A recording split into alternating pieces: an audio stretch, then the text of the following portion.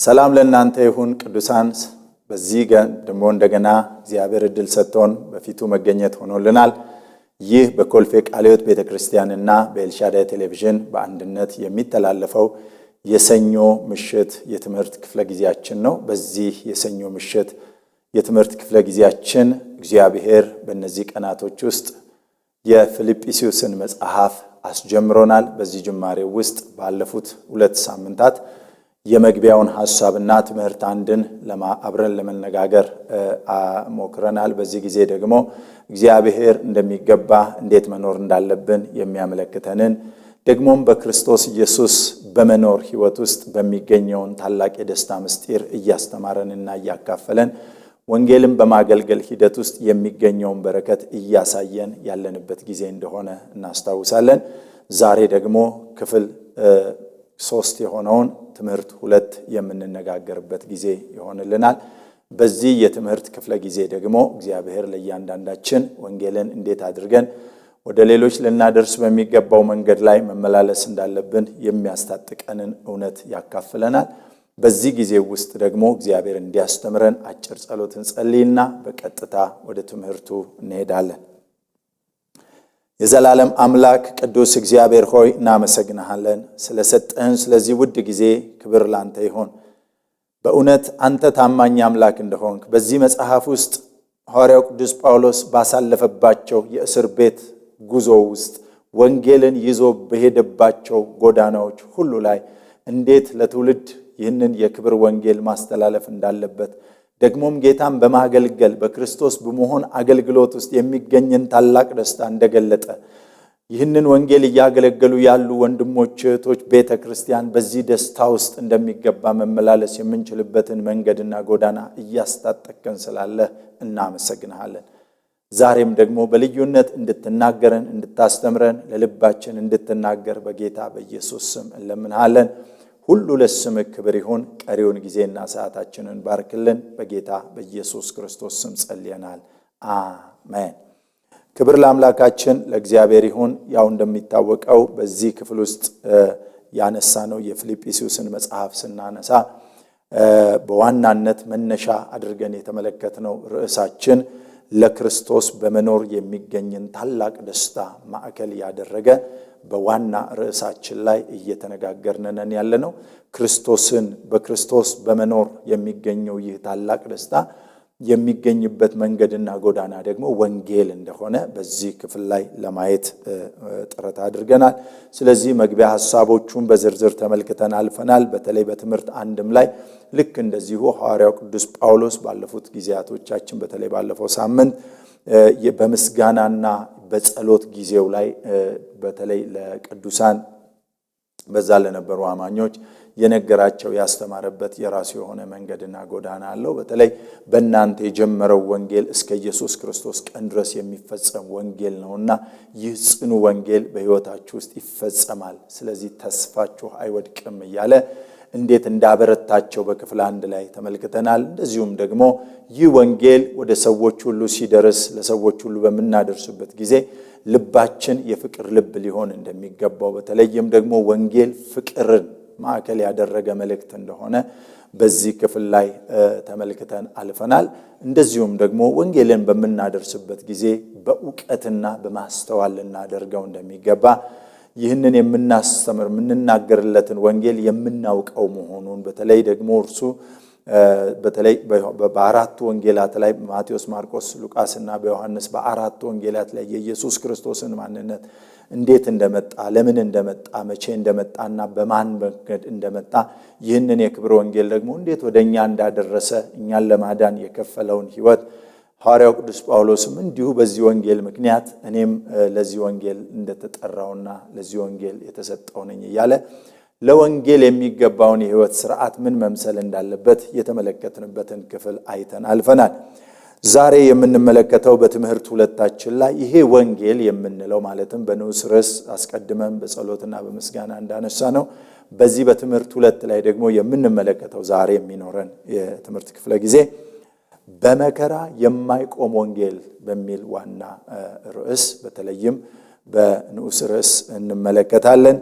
በመከራ የማይቆም ወንጌል ሐዋርያው ቅዱስ ጳውሎስ በተለይ ከምዕራፍ 1 ከቁጥር 12 እስከ 30 ድረስ ባሉት ቁጥሮች ውስጥ ይህንን ነገር ይነግረናል። በተለይ ለፊልጵስዩስ አማኞች ይህ ወንጌል የማይቆም ወንጌል እንደሆነ፣ በእነሱ የጀመረው የማይቋረጥ እንደሆነ፣ ይህ ወንጌል ልብ እንደሚፈልግ፣ ያም ልብ ደግሞ የፍቅር ልብ እንደሆነ፣ ያም ደግሞ በእውቀትና በማስተዋል ሊደረግ እንደሚገባው ካስተማረ ከነገረ መልእክቱን ከጻፈላቸው በኋላ በመቀጠል እዚህ ቦታ ላይ ደግሞ የምናየው ይህ በእነርሱ የተጀመረው ወንጌል ዝም ብሎ የመጣ ወንጌል ሳይሆን በመከራም ውስጥ እንኳ ቢሆን የማይቆም ወንጌል እንደሆነና በሚያልፉበት በየትኛውም ከፍታና ዝቅታ ውስጥ እንዴት ተጠንቅቀው ሊይዙትና ሊቀጥሉ እንደሚገባቸው የሚያሳየን ክፍል የምንመለከትበት ይሆናል።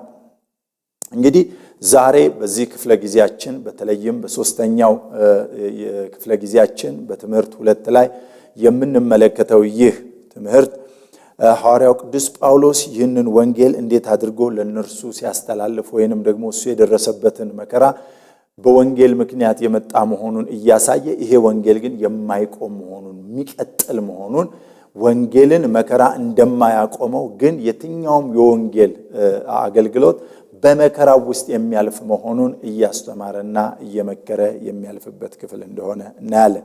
ከዚህ የተነሳ በዚህ ክፍል ውስጥ ወንጌል መከራ የማያቆመው መሆኑን ለማሳየት ሐዋርያው ቅዱስ ጳውሎስ ሲናገር ወይንም ይህንን መልእክት ሲጽፍላቸው የነገራቸውን ነገር እንዲህ እንመለከታለን። አንደኛ የእስራቴ መከራ በወንጌል የመጣ እንጂ በወንጀል የመጣ አይደለም ብሎ ይህንን ነገር ሲናገራቸው እንመለከታለን። በዚህ ክፍል ላይ የምናየው እጅግ በጣም የሚያስደንቅ ነው።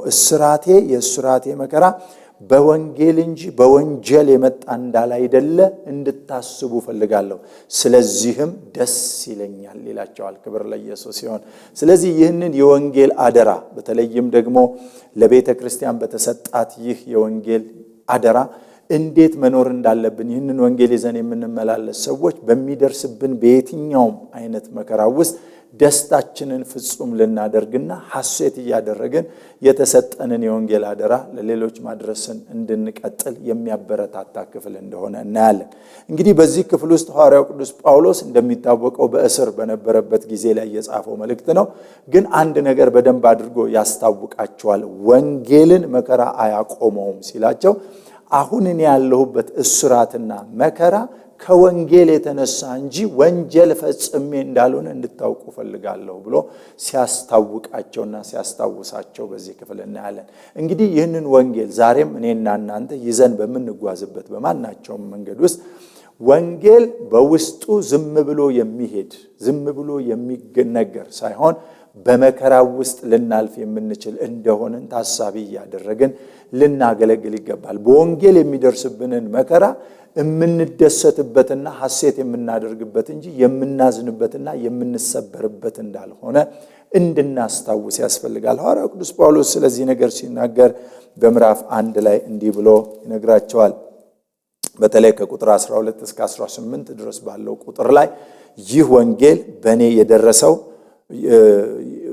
በእኔ ላይ የደረሰው እስራት ከወንጌል የተነሳ እንጂ ከወንጀል የመጣ እንዳልሆነ እንድታውቁ ወዳለሁና ከዚህ የተነሳ ደስ ይለኛል ብሎ የተናገረበትን ሐሳብ እንዲህ እናነበዋለን። ነገር ግን ወንድሞች ሆይ ይህ የደረሰብኝ በእውነት ወንጌል ለማስፋፋት እንደሆነ ታውቁ ዘንድ ወዳለሁ። ስለዚህም እስራቴ ስለ ክርስቶስ እንዲሆን በንጉሥ ዘበኞች ሁሉና በሌሎችም ሁሉ ዘንድ ተገልጧል። በጌታም ካሉት ወንድሞች የሚበዙቱ ስለ እስራቴ ታምነው እግዚአብሔርን ቃል እንዲነግሩ ያለ ፍርሃት ከፊት ይልቅ ይደፍራሉ አለ። ክብር ለኢየሱስ ይሁን።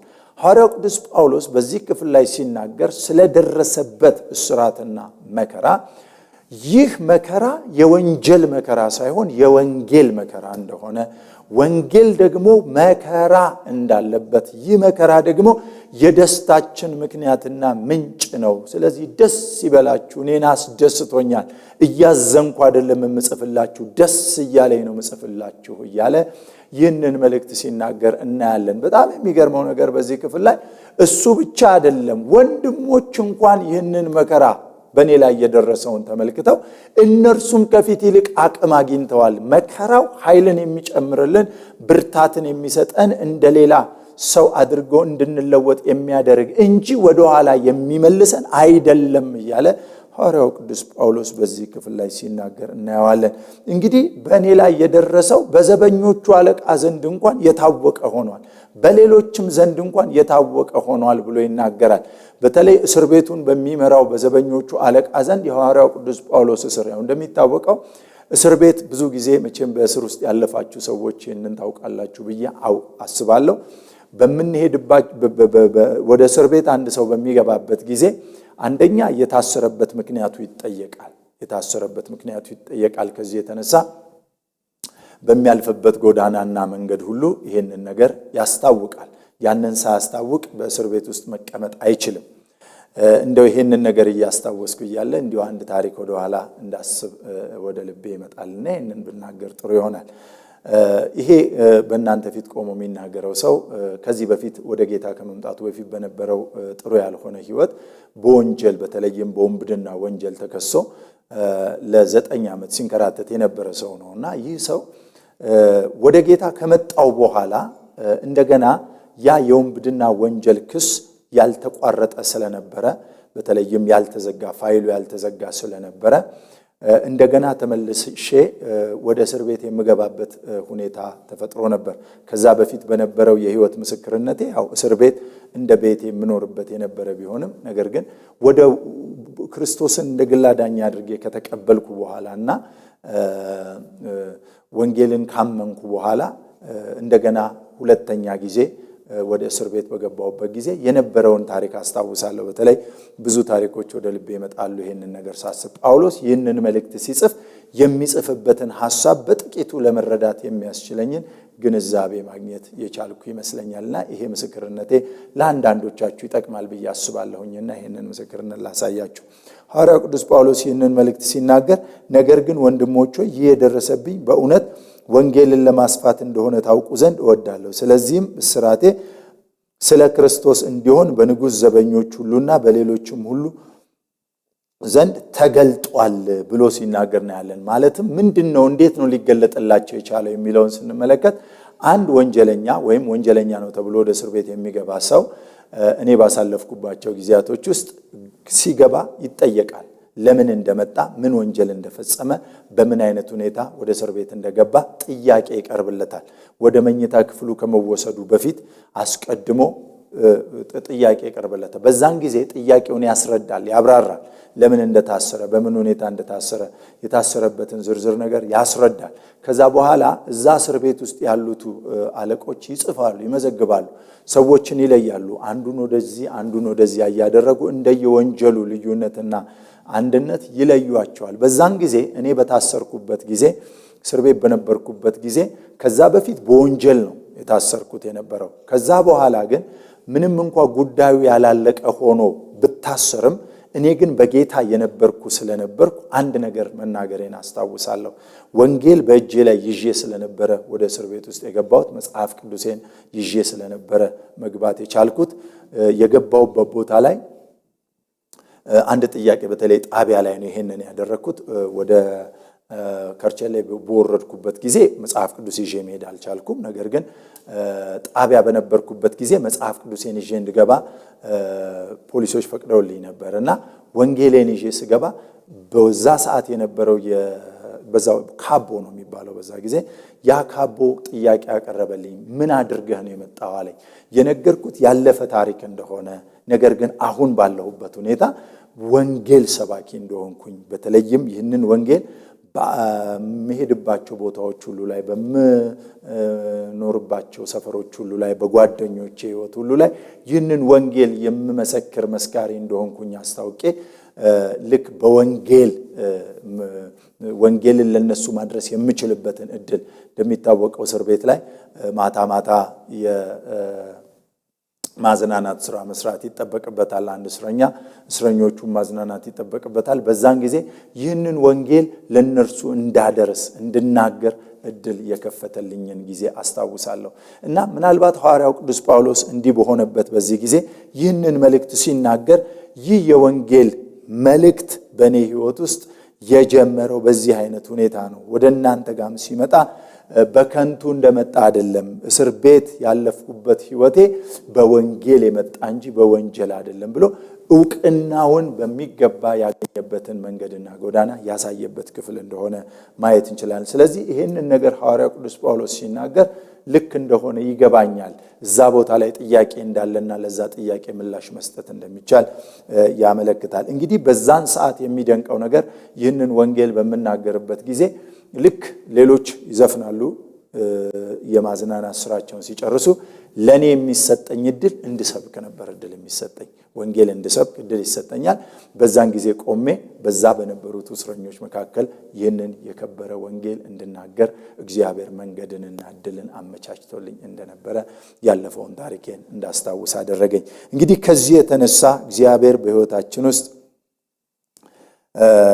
ከሚያደርጋቸው ነገሮች የተነሳ ሐዋርያው ቅዱስ ጳውሎስ የሚናገራቸውን ነገር በቀላሉ በጥቂቱ ለመረዳት የሚያስችል አቅም እንዲኖረን ለማድረግ ብዬ ነው ይህንን ነገር ወደ እናንተ ያመጣሁት። ስለዚህ ዋናው ዓላማዬ እንደዚህ ነው። ወንጌል በመከራ ውስጥ የምናልፍበት ነው። ነገር ግን ይህንን ወንጌል በምናሳልፍበት ጊዜ ልናስታውቀው የሚገባ አንድ ነገር ቢኖር ወንጌል የሚሻር የሚሸፈን ስላልሆነ በምናልፍበት በየትኛውም የመከራ ሕይወት ውስጥ ደስተኞች መሆናችንን የሚያሳይ መሆኑን እንድናይ ያስፈልገናል የሚለውን ለማመልከት ነው። እንግዲህ ከዛ ቀጥለን ስንመለከት እነዚህ ቅዱሳንም ልክ እንደዚህ ሆኖ ሐዋርያው ቅዱስ ጳውሎስ ሲናገር እነርሱም በዛን ጊዜ አለ በዚህ ክፍል ላይ ሲነግራቸው እንዲህ ብሏል።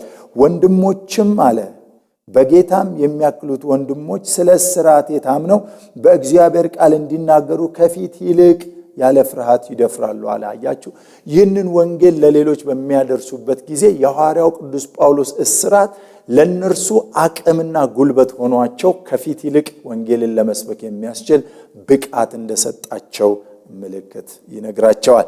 ስለዚህ በእስራቴ የደረሰብኝ መከራ ከወንጌል የተነሳ እንጂ ከወንጀል የተነሳ ስላልሆነ እጅግ ደስ ይለኛል ብሎ ሐዋርያው ቅዱስ ጳውሎስ ይናገራል። በዚህ ጊዜ ግን ሁለት ነገሮችንም በዚህ ክፍል ውስጥ በተለይ ከቁጥር 15 እስከ 18 ድረስ ባለው ክፍል ውስጥ ሁለት ነገሮችን ያስቀምጣል። ሁለት አይነት የወንጌል መስካሪዎችን በተለይም አንዳንዶቹን በመልካም አንዳንዶቹ ደግሞ በክፋት ወንጌልን እንዴት ሲያስተላልፉ እንደነበረ ሐዋርያው ቅዱስ ጳውሎስ ይጽፍላቸዋል። እንደዚህ ይላል። አንዳንዶች ከቅንዓትና ከክርክር እንኳ፣ ሌሎች ግን ከበጎ ፈቃድ የተነሳ ክርስቶስን ይሰብኩታል። እነዚህ ወንጌልን መመከቻ ለማድረግ እንደተሾምኩ አውቀው በፍቅር ይሰብካሉ። እነዚያ ግን በእስራቴ ላይ መከራን ሊያመጡብኝ መስሏቸው ለወገናቸው የሚጠቅመውን ፈልገው በቅን ሐሳብ ሳይሆን ስለ ክርስቶስ ያወራሉ። ምን አለ ቢሆንም በሁሉ ጎዳና በማመካኘት ቢሆን ወይም በቅንነት ቢሆን ክርስቶስ ይሰበካል፣ ስለዚህም ደስ ይለኛል ይላል። ክብር ለአምላካችን ለእግዚአብሔር ይሁን። በጣም የሚደንቅ ክፍል ነው። በዚህ ቦታ ላይ ሐዋርያው ቅዱስ ጳውሎስ እኔ በእስር ቤት ባለሁበትና ይህንን መልእክት በሚጽፍላቸው ጊዜ በውጪ ደግሞ ሁለት አይነት የወንጌል ሰባኪዎች ተገኝተዋል። የመጀመሪያዎቹ ሐዋርያው ቅዱስ ጳውሎስ የሰበከው ወንጌል በመከራ ውስጥ የሚታለፍበት ወንጌል እንደሆነ እያወቁ ለሚደርስባቸው መከራ ራሳቸውን አዘጋጅተው በፍቅር የሆነ ሰዎች ሊድኑላቸው በሚገባ ቋንቋ ወንጌልን ይሰብካሉ። አንዳንዶች ደግሞ በእርሱ ላይ መከራን ሊጨምሩበት፣ በእርሱ ላይ ክፋትን ሊያስቀምጡበት፣ በእርሱ ላይ ነገርን ሊያበዙበት መስሏቸው መከራን የሚጨምሩ መስሏቸው ወንጌልን ያወራሉ አለ ሐዋርያው ቅዱስ ጳውሎስ። ያወራሉ አለ፣ ይሰብካሉ እንኳን አለ ያወራሉ አለ፣ ሄጆ ይናገራሉ። ነገር ግን አለ በአንድም ይሁን በሌላ መንገድ ወንጌል ይሰበካልና ስለዚህ ደስ ይለኛል አለ። ክብር ለኢየሱስ ይሁን። ስለዚህ ወገኖቼ እኔና እናንተም ይህንን ትምህርት በምንማርበት ጊዜ ወንጌልን ይዘን በምንወጣበት ጊዜ የሚያጋጥሙን የተለያዩ ሰዎች ሊኖሩ ይችላሉ። አንዳንዶች በደስታ እየተቀበሉ ከኛ ወገን ሊቆሙ ይችላሉ።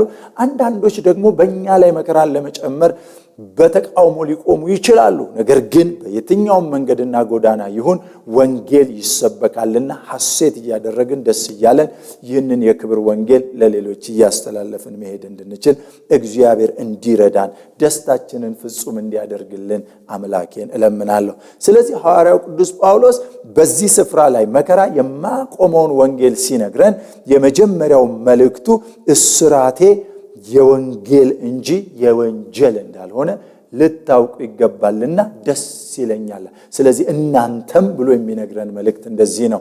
በሚደርስባችሁ ወንጌልን ይዛችሁ በምታደርጉት ጉዞ ወንጌል እንጂ ወንጀል ስላልሆነ ደስ እያላችሁ ይህንን የምስራች ወንጌል ለብዙዎች ማድረሳችሁ እንድትቀጥሉ ይገባችኋል እያለ ያስተምረናል። ሁለተኛው የምናገኘው ከሐዋርያው ቅዱስ ጳውሎስ የምናገኘው በመከራ የማይቆምን ወንጌል በተመለከተ በመከራ ስንኖር ወንጌል እስከ ሞት ድረስም ቢሆን ለመስበክ ዝግጁ መሆኑን ያመለክታል። ክብር ለአምላካችን ለእግዚአብሔር ይሁን። ሐዋርያው ቅዱስ ጳውሎስ ወንጌልን ይዤ ወደ እናንተ ስመጣ ወይንም ደግሞ ይህንን ወንጌል ላገለግል የወጣሁት ለተወሰኑ ቀናትና ለተወሰኑ ጊዜያቶች ውስጥ አድርጌው ደግሞም የምፈልገውን አግኝቼ እስክጨርስ ሳይሆን እስከ ሞት ድረስም ቢሆን እንኳን ለዚህ ወንጌል ዝግጁ ነኝ ብሎ ይናገራል። ስለዚህ ወንጌልን ይዘን በምንጓዘው ጉዞ ውስጥ ልናስበው የሚገባንን ልባችንን ልናዘጋጅ የሚገባበትን መንገድና ጎዳና ያመለክተናል። ክብር ለአምላካችን ለእግዚአብሔር ይሁን። በተለይ ሐዋርያው ቅዱስ ጳውሎስ በመከራ ሲኖር በተለይም በእስር ላይ ሆኖ እንኳን እንደዚህ ይላል። ስለ ወንጌል አላቸው እስር ብቻ አይደለም ማለት እስከ ሞት ድረስም ቢሆን እንኳን ዋጋ ለመክፈል ዝግጁ ነኝ። ለምን ብላችሁ ከጠየቃችሁኝ ይላል ይህ ወንጌል ሞትም እንኳን ይዞ የሚመጣ ቢሆን እጅግ ደስተኛ ነኝ። ለምን ካላችሁኝ ለመኖር ብቻ ሳይሆን ለመሞትም እንኳን ተዘጋጅቻለሁ ብሎ ሐዋርያው ቅዱስ ጳውሎስ ይናገራል። ስለዚህ በዚህ ክፍል ላይ እስከ ሞት ድረስ እንኳን ቢሆን ይህንን ወንጌል ይዘን ለሌሎች ልናደርስ የሚገባበትን መንገድና አቅጣጫ ሐዋርያው ቅዱስ ጳውሎስ ያስተምረናል። በተለይ ከቁጥር 19 እስከ 26 ድረስ ባለው ክፍል ውስጥ ስንመለከት ይህንን መልእክት እንዲህ ብሎ ያስተምረናል። ከቁጥር 19 ወደፊትም ደግሞ ደስ ይለኛል ይህንንም በጸሎቴና በኢየሱስ ክርስቶስ መንፈስ መሰጠት ለመዳኔ እንዲሆንልኝ ያውቃለሁና ይህንን ናፍቆቴም ተስፋዬም ነውና በአንድ ነገርስ እንኳን አላፍርም። ነገር ግን በሕይወት ብኖር ወይም ብሞት ክርስቶስ በግልጥነት ሁሉ እንደ ወትሮ አሁንም ደግሞ በሥጋዬ ይከብራል ብሎ ሐዋርያው ቅዱስ ጳውሎስ ይናገራል። በጣም የሚገርም መልእክት ነው እዚህ ጋር እየነገራቸው ያለው። እኔ እደነቃለሁ አለ። በተለይ እንደምታውቁት በክርስቶስ በመኖር የሚገኝ ዋናው የመልእክታችን ደስታ የሚለው ክፍል ነው። ሐዋርያው ቅዱስ ጳውሎስ በወንጌል የደረሰብኝ የትኛውም አይነት መከራ ከፊት ይልቅ ያስደስተኛል። መታሰሬ አያስደንቀኝም አለ። ስለ ወንጌል ስለሆነ አያሳስበኝም፣ ይልቁንም ደስ ይለኛል ብሎ ከተናገረ በኋላ እንደገና አሁንም መጥቶ እንዲህ ይላል፣ አሁንም ደስ ይለኛል። በምን ደስ ይላል ሲሉት ይህ ወንጌል በሚያስገርም ሁኔታ እየሰፋና እየበዛ እየሄደ ስለሆነ እንኳን አይደለም እስራት ሞትም እንኳን ቢሆን በሥጋዬ እንዲከብር ፈቅጄለታለሁ አለ። ክብር ለአምላካችን ለእግዚአብሔር ይሁን። ወገኖቼ ይህንን ትምህርት በምንማርበት ጊዜ ወንጌል እያደረስን ወንጌል እየተናገርን ወንጌል ለሌሎች እየሰበክን ያለን ወንድሞችና እህቶች በቤታችን መከራ እየደረሰብን ያለን ሰዎች ስለ ወንጌል እየከፈልን ስላለው ነገር ሐሴት እንድናደርግ ደስ እንድንሰኝ እግዚአብሔር እንድናከብረውና እንድናመሰግነው በዚህ አጋጣሚ ላሳስባችሁ እወዳለሁ። ወንጌል ካለ መከራ አለ። ወንጌል ባለበት መከራ አለ። ለምን ካላችሁ ወንጌል ይዘን የምንሄደው ያላመነው ዓለም ላይ ነው። ወንጌል ይዘን የምንሄደው የዚህ ዓለም ክፉ የጨለማው መንግስት ገዢ በሆነበት ምድር ላይ ነው። ስለዚህ ይህንን ወንጌል ወስደን ለሰዎች በምንሰጥበት ጊዜ መንግስቱን የምናናውጥ ስለሆነን በቀላሉ ዝም ብሎ እንደፈለጋችሁ ሰዱ ሊለን ስለማይችል መከራን እንደሚያነሳብንና መከራን እንደሚያበዛብን ልናስታውስና ልናስብ ያስፈልገናል። ስለዚህ ወንጌል ሰብከን መከራን መሸሽ በፍጹም የማይቻል መሆኑን እንድናስታውስ ያስፈልገናል። ስለዚህ ጳውሎስ ቢያስፈልግ ይላል ለኔ ለመዳኔ ሁሉ ማረጋገጫ ነው።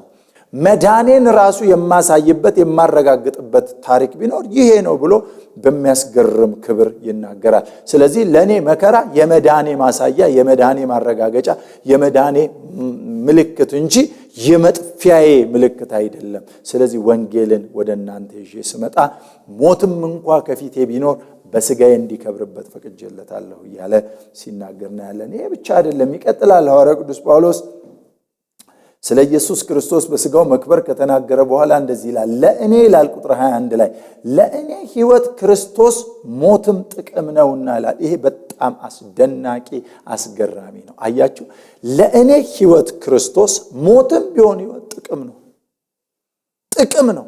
ሐዋርያው ቅዱስ ጳውሎስ ለእኔ ምንም የትኛውም አይነት ጉዳይ ቢሆን፣ የትኛውም አይነት ሁኔታ ቢኖር፣ የትኛውም አይነት ተግዳሮት በሕይወቴ ላይ ቢመጣ እኔ ይህንን ከማድረግ ሊከለክለኝ የሚችል አንዳች ነገር የለም። ሃሌሉያ ወገኖች፣ ይህንን ወንጌል ይዘን የምንንቀሳቀስ፣ ይህንን ወንጌል ይዘን ለትውልድ የምናደርስ፣ በተለይ እንደምታውቁት እግዚአብሔር ይህንን የግንቦትን ወር በተለያየ ቀን ሰዎች ከፋፍለው ለራሳቸው ለማይገባ አሳልፈው በሰጡት በዚህ ጊዜ እኔና እናንተ ነጥቀን ለወንጌል አሳልፈን በመስጠት ሰዎች ወደ እግዚአብሔር መንግሥት መምጣታቸውን ልናጸናና ልናረጋግጥ ያስፈልገናል። ስለዚህ ወንጌል ይዞልን የሚመጣው በረከት እንዳለ ሁሉ ለሚመጣው ለየትኛው መከራ ልባችንን ልናዘጋጅ ያስፈልገናል። ወንጌል ጀስት አበባ ብቻ ሳይሆን ይዞ የሚመጣው መከራንም ይዞ ቢመጣ እንኳን ደስ እየተሰኘ ልናገለግለው ይገባል ብለን ልባችን እንድናጸና ሐዋርያው ቅዱስ ጳውሎስ ይመክረናል። እንግዲህ አንዳንዶች ይህንን መልእክት ሲሰሙ ትንሽ ሊቸገሩ እንደሚችሉ አስባለሁ። ለምን ብላችሁ ከጠየቃችሁኝ መልሱ አንድ ነው የሚሆነው። ወንጌል የድል የማሸነፍ የክብር እንጂ የምን የመከራ ነው ብለው ጥያቄ ሊያነሱ ይችላሉ። ምናልባት በእነሱ ግንዛቤና እይታ እንደሱ ሊመስል ይችላል። ይህ ወንጌልን በአግባቡ መስበክ ባለመቻል የመጣ ግንዛቤ ሊሆን እንደሚችል ጥያቄ የለኝም። ምክንያቱም ወንጌል ይዘን ወደ ዓለም ከወጣን መከራ ግድ ነው። ነገር ግን ወንጌል ይዘን ካልወጣን በቤታችን ቁጭ ብለን ክርስትና ማለት ይሄ ነው ብለን ራሳችንን ሰብስበን ከተቀመጥን ግን ወንጌል መከራ ይዞ አይመጣም። ቶለሬት አድርገን ራሳችንን ሰብስበን ወንጌል እኮ ይዘነው ብንወጣ ጥሰነው ብንገባ እኮ ሊያመጣ የሚችለው ችግር ቀላል ሊሆን እንደማይችል እናውቃለን። ስለዚህ ብዙ ወንድሞችና እህቶች በጎዳና ላይ በሚያደርጉት የወንጌል ምስክርነት ብዙ እስር ቤት አሳልፈዋል። እንደዚሁም ደግሞ ብዙ ድብደባ ደርሶባቸዋል፣ ብዙ መከራ ደርሶባቸዋል፣ ብዙ ስድብ፣ ብዙ መተፋት ደርሶባቸው አሁንም እየደረሰባቸው ነው። ምክንያታችሁ ምንድነው ተብሎ ቢጠየቅ ወንጌል ነው። ወንጌል ይዘን ለወጣን ሰዎች፣ የምስራቹን ቃል ይዘን ለምንናገር ሰዎች፣ በአደባባይ ቢሆን እንደዚሁም በቤተሰባችን ይዘን ለምንመጣ ሰዎች ይህ የወንጌል መከራ የደስታችን ምልክት እንደሆነ ሳናስታውስ ማለፍ አይገባንም። ምክንያቱም ወሳኝና አስፈላጊ ነገር እንደሆነ እናስባል። ምናልባት ይህንን መልእክት ስናገር የዚህ ወንጌል የምስራች ተናጋሪ ከሆኑ አንዱ ስለሆንኩኝ ብዙ የሚሆነውን ነገር በሕይወቴ ውስጥ አይቻለሁ። በባስ ውስጥ ወንጌል ስናገር አስታውሳለሁ። እንደዚሁም ደግሞ በጎዳናዎች ላይ ወንጌልን በመናገር ስቲል እስከ ዛሬ ድረስ በማደርጋቸው የወንጌል አገልግሎቶቼ በየትኛው መንገድና ጎዳና ወንጌልን በመስበክ ሂደት ላይ ተሳትፌያለሁኝ። በአደባባይ ሰብኬያለሁ፣ እንደዚሁም ደግሞ በአስፋልት ዳር ሰብኬያለሁ፣ ጎዳናዎች ላይ ሰብኬያለሁ፣ ባስ ውስጥ ሰብኬያለሁ። አይቼዋለሁ። ስድቡን አይቼዋለሁ፣ ማንጓጠጡን አይቻለሁ፣ ጥፊውን አይቻለሁ፣ መከራውን አይቻለሁ፣ ስድቡን አይቻለሁ። ስለዚህ ወንጌል ይዘውት ካልወጡ እውነት ነው፣ ምንም ችግር የለበትም። ቤት ውስጥ ተሟሙቆ መቀመጥና መናገር ይቻላል። ነገር ግን ወንጌል ይዞ እስከተወጣ ጊዜ ድረስ እስከ ሞት እንኳን ሊያደርስ የሚችል ብዙ መከራ ሊያመጣ የሚችል ወንጌል መሆኑን ሳናስታውስ ማለፍ የለብንም። እንዲሁ ዝም ብሎ አልጋ ባልጋ እየመጣልን እንዳልሆነ ማሰብ በጣም ጠቃሚ ነው የሚሆነው። ስለዚህ ሐዋርያው ቅዱስ ጳውሎስ ይህንን እንዲህ ያስታውሰናል። ከዚህ በመቀጠል ቁጥር 26 እንደዚህ ብሎ ይነግረናል። ለኔም ጥቅም ነውና ቁጥር 22 ነገር ግን በሥጋ መኖሬ ለእኔ የሥራ ፍሬ ቢሆን ምን እንደምመርጥ አላስታውቅም። በእነዚህ በሁለቱ እጨነቃለሁ። ልሄድና ከክርስቶስ ጋር ልኖር ናፍቃለሁ፣ በሁሉ ይልቅ የሚሻል ነውና። ነገር ግን በሥጋ መኖሬ ስለ እናንተ እጅግ የሚያስፈልግ ነው። ይህንንም ተረድቼ በእናንተ ዘንድ እንደሆነው እንደገና ለመዳኔ በእኔ በመመካታችሁ በክርስቶስ ኢየሱስ ይበዛ ዘንድ በእምነት ታደርጉና ደስ ይላችሁ ዘንድ እንድኖር ከሁላችሁ ይልቅ እንድቆይ አውቃለሁ ብሎ ሐዋርያው ቅዱስ ጳውሎስ ስለ መከራው ደግሞም ስለሚደርስበት እስከ ሞት ድረስ ሊከፈል ያለ የወንጌል አደራ እንዳለ የሚያመለክትበትን ክፍል እናያለን።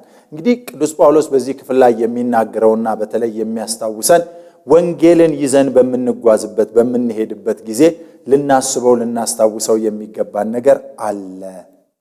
ወንጌል ዝም ብሎ የሚነገር ብቻ ሳይሆን ወንጌልን ይዘን ስንመጣ እስከ ሞት ድረስ የሚያደርስ ነገር ቢሆን ራሳችንን ልናዘጋጅ ያስፈልገናል፣ ይገባናል እያለ ሐዋርያው ቅዱስ ጳውሎስ የሚናገርበትን ክፍል እናያለን። ደግሞም በዚህ ክፍል ላይ የሚናገረው በዚህ ብሆንና ከእናንተ ጋር ብሆን ለእናንተ ጠቃሚ ነኝ፣ ነገር ግን ብሄድና ከጌታ ጋር ምክንያቱም በወንጌል የሚደርስብኝን ሞት እንኳን ስመለከት ወደ ክርስቶስ የሚያስጠጋኝ ወደ ክርስቶስ የሚያመጣኝ ወደ ክርስቶስ የሚያደርሰኝ እንጂ የሚያጠፋኝ አይደለም እያለ ከክርስቶስ ጋር አብሬ እንድኖር መንገድ ይሆነኛል፣ መንገድ ያደርግልኛል፣ መንገድ ያዘጋጅልኛል እያለ የሚናገርበትን ክፍል በዚህ ክፍል ላይ እናያለን። ስለዚህ ወንጌልን ይዘን ስንመላለስ እስከ ሞት ድረስም እንኳ ቢሆን ራሳችንን ልናዘጋጅ ይገባናል። ለምን ሲል ጉዳት ሳይሆን ጥቅም ነው ያለው፣ ችግር ሳይሆን በረከት ነው ያለው የሚለውን መልእክት ሊያስተላልፍ እንዳለው እናያለን። ሶስተኛው በዚህ ክፍል ላይ የምንመለከተው በተለይም መከራ የማቆመው ወንጌል እየሰበከን የምንኖር መሆናችንን ለማሳየት እንዲህ ይላል፣ እናንተም በምታልፉበት መከራ ጸንታችሁ በመኖር ወንጌልን መስበካችሁን እንዳትተዉ ኑሯችሁና ሕይወታችሁ ልታደርጉት ይገባል ብሎ ደግሞ ይመክራቸዋል። ሐዋርያው ቅዱስ ጳውሎስ ይህንን መልእክት በሚናገርበት ጊዜ ይህንን መልእክት ለሚጽፍላቸው አማኞች የሚነግራቸው ይህንን ነው። እኔ እስከ ሞት ድረስ የተዘጋጀው ነኝ፣ በዚህ ጉዳይ ላይ ስጋት የለኝም፣ ፍርሃት የለብኝም ይላል። ነገር ግን እናንተም ደግሞ ብትሆኑ በምታልፉበት መከራ ጸንታችሁ በመኖር ወንጌልን መስበካችሁን አትተዉ፣ ስለዚህ ወንጌል መኖራችሁን እንዳታቋርጡ እያለ ሐዋርያው ቅዱስ ጳውሎስ ይመክራል፣ ያስተምራል። ክብር ለአምላካችን ለእግዚአብሔር ይሁን። ስለዚህ በዚህ ክፍል ላይ የምንመለከተው አንዱ ጽኑ የሆነው ሐሳብ እንዲህ ባለ መልክ ይገለጻል። በተለይ ከቁጥር 27 እስከ 30 ድረስ ባለው ክፍል ላይ ስናይ እንዲህ እንመለከታለን። ሐዋርያው ቅዱስ ጳውሎስ ይሁን እንጂ መጥቼ ባያችሁ ወይም ብርቅ በአንድ ልብ ስለ ወንጌል ሃይማኖት አብራችሁ እየተጋደላችሁ በአንድ መንፈስ እንድትቆሙ ስለ ኑሯችሁ እሰማ ዘንድ ለክርስቶስም ወንጌል እንደሚገባ ኑሩ ይላቸዋል። በጣም የሚገርም መልእክት ነው።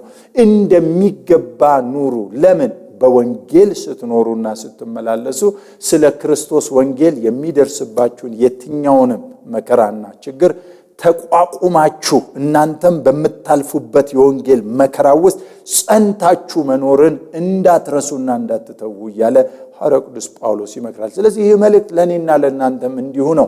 እንዴት አድርገን በክርስቶስ ወንጌል መኖር እንዳለብን፣ እንዴት ማስተላለፍ እንዳለብን የሚያመለክተን እንደሆነ በዚህ ክፍል እናያለን። በተለይ ቁጥር 28 ላይ ስናይ በአንድ ነገርስ እንኳ በተቃዋሚዎች አትደንግጡ፣ ይህንን ለእነርሱ ጥፋት ለእናንተ ግን የመዳን ምልክት ነው። ይህም ከእግዚአብሔር ነው። ይህም ስለ ክርስቶስ ተሰጥቷችኋልና ስለ እርሱ መከራን ደግሞ ልትቀበሉ እንጂ በእርሱ ልታምኑ ብቻ አይደለም። በእኔ ያያችሁትን አሁን በእኔ እንዳለ እንደምትሰሙ ያው መጋደል ደርሶባችኋልና ይላል ሐዋርያው ቅዱስ ጳውሎስ። ይህንን መልእክት ለፊልጵስዩስ አማኞች በሚጽፍላቸው ጊዜ እነርሱም በዚህ ወንጌል ምክንያት በመከራ ውስጥ እያለፉ ወንጌልን ለሌሎች ማድረስ እንዳለባቸው በእርሱ ላይ የደረሰውን በእነርሱም ላይ የሚደርስ መሆኑን እያሳያቸው ደግሞም በዛ ውስጥ እያለፉ እንደሆነ እያሳያቸው ነው። ነገር ግን ምንድነው የዚህ መልእክት ሐሳብ ብለን ስናይ እንዲህ ነው የሚላቸው፣ ጽኑ ነው። ክብር ለአምላካችን ለእግዚአብሔር ይሁን። ጽኑ፣ እናንተም በምታልፉበት መከራ ጸንታችሁ በመኖር ወንጌል መስበካችሁ ማቆም የለባችሁም። ስለዚህ ወንድሜ አሁን በዚህ ሰዓት ይህንን ትምህርት በተለያየ ሁኔታ የምንካፈሉ ወንድሞችና እህቶች በሀገር ውስጥ ይሁን ከሀገር ውጭ ሊሆን ይችላል የምንካፈሉ ወንድሞችና እህቶች ልንኖር እንችላለን። ይህንን ትምህርት ስንሰማ ሐዋርያው ቅዱስ ጳውሎስ በዚህ መንገድ አልፎ የፊልጵስዩስ አማኞች በዚህ መንገድ ካለፉ እኔና እናንተ ያለፍንበት ያለንበት ወንጌል ይሄ ነው። እኛ የምናውቀው ወይም የምናምነው ወይም የተጻፈው በትክክል የተቀመጠው ወንጌል እንደዚህ አይነት ወንጌል ነው። ኢየሱስ ክርስቶስ ወንጌልን ይዞልን በመምጣቱ ምክንያት የከፈለውን ዋጋ እናውቃለን። ሐዋርያት የከፈሉትን ዋጋ እናውቃለን። እንደዚሁም ደግሞ እኔና እናንተም የምንከፍለው ዋጋ ይታወቃል። ዛሬ ታዲያ ለምንድን ነው መከራ በሕይወታችን ውስጥ የማይታየው ካልን ቀላል ነው መልሱ። ወንጌል ይዘን አልወጣንም። ቀላል ነው። ብዙ ችግር የለውም። ብዙ ለዚህ መታገል አያስፈልገንም። ለምንድነው ታዲያ ሰዎች በዚህ ሁኔታ በህይወቴ ውስጥ እንዲህ አይነት ነገር እንዳይደርስ እኔ በሰላም ነው የምኖረው፣ ችግር የለብኝ? እውነት ነው፣ በሰላም ነው የምንኖረው። ሰላማችንን ግን ያቆመው ምንም ይዘን ስላልወጣን ነው። ወንጌል ይዘን በትክክል ብንወጣ ግን ሊደርስ ያለውን መከራ በደንብ አድርገን እንድናስተውል እንድናስብ ያደርገናል። ምናልባት አገር ውስጥ ያለን ይህንን በደንብ የምንረዳ እንደምንሆን አስባለሁ። ከአገር ውጭ ያለንም ወንድሞችና እህቶች ይህንን በደንብ ትረዱታላችሁ ብዬ አምናለሁ። ምክንያቱም ባላችሁባቸው ሀገሮች ወንጌል ለሌላ ሰው መንገር እጅግ በጣም ከባድና ውስብስብ እንደሆነ ይታወቃል። ሰዎች በቀላሉ ወንጌልን ለመቀበል ፈቃደኞች አይደሉም። እንደውም ፈቃደኛ ካለመሆናቸው የተነሳ መብቴን ነካ በሚል በተለያየ መከራ ውስጥ ሊጨምሯችሁ እንደሚችሉ ይታወቃል። ለምንድን ነው የሚሆነው? ወንጌል ይዛችሁላቸው ስለሄዳችሁ ነው። ወንጀል ፈጽማችሁ አይደለም። ስለዚህ ሁልጊዜም ግን ወንጌል እስካለ ጊዜ ድረስ መከራ እንዳለ እያሰብን ለዚህ ጽኑ ሆነን ራሳችንን ልናዘጋጅ እንደሚገባን ሐዋርያው ቅዱስ ጳውሎስ በዚህ ትምህርት ውስጥ ያመለክተናል። ክብር ለአምላካችን ለእግዚአብሔር ይሁን። ስለዚህ ዛሬ በዚህ ክፍል 3 ላይ በተለይም በትምህርት 2 ክፍል 3 ያደረገው መልእክታችንን ያው እንደምታውቁት መግቢያውን በመጀመሪያው ክፍል ተናግረናል። ክፍል 2 ላይ ደግሞ የትምህርት 1ን አንስተናል። በዚህ ትምህርት 2 ላይ በመከራ የማይቆም ወንጌል በሚል ርዕስ ሐሳባችንን ተከፋፍለናል። እንግዲህ ሐሳቤን ለመጠቅለል እንዲረዳኝ ይህንን ነገር እንደገና መልሼ ላሳስባችሁ። ወንጌል አይቆምም። በየትኛው መከራ ውስጥ ቢሆን ወንጌል አይቆምም። ወንጌል የሚቆም ስላልሆነ አስቀድሞ በክፍል 1 እንደነገርኳችሁ በትምህርት 1 ላይ እንዳሳየኋችሁ ወንጌል በእናንተ የጀመረውን መልካሙን ሥራ እስከ ኢየሱስ ክርስቶስ ቀን ድረስ እንዲፈጽመው ተረድቻለሁ እንዳለ የሚቀጥልና ማቋረጥ ወንጌል ስለሆነ ይህ ወንጌል ቀጣይነት ያለው ነው። ስለዚህ ይህ ወንጌል ደግሞ ዝም ብሎ የሚመጣ ሳይሆን በመከራም ውስጥ ልናልፍለት እንችላለን የሚለውንም ግንዛቤ ይዘን እንድንቀጥል። ስለዚህ ዋጋ እየከፈልን ያለን በአንድም በሌላም መንገድ ዋጋ እየከፈልን ያለን ወንድሞችና ስለ ወንጌል አደራችሁን እዚህ ጋር በጣም በግንዛቤ እንድትይዙልኝ የምፈልገው ነገር ስለ ወንጌል የምንከፍለውን መከራ እንጂ እያወራው ያለሁት ስለ ኃጢአት ወይም ስለ ወንጀል የምንከፍለውን መከራ እያወራው አይደለሁም ያለሁት። በወንጀላችን ወይም በኃጢአታችን የምንከፍለው መከራ እርሱ በንስሐና ወደ እግዚአብሔር በመመለስ እግዚአብሔር ምሕረት እንዲያደርግልን የምንለምንበት እንጂ በወንጌል ምክንያት መከራ ደረሰብኝ የምንልበት አይደለም። ነገር ግን እዚህ ጋር እያወራን ያለነው ወንጌል ለሰዎች የምስራች ብለን ስንወስድላቸው የጨለማው ዓለምን መንግስት ሰብረን ለመግባት እያደረግን ባለነው ጥረት ስለሆነ ይህንን ታሳቢ ማድረግ ያስፈልገናል።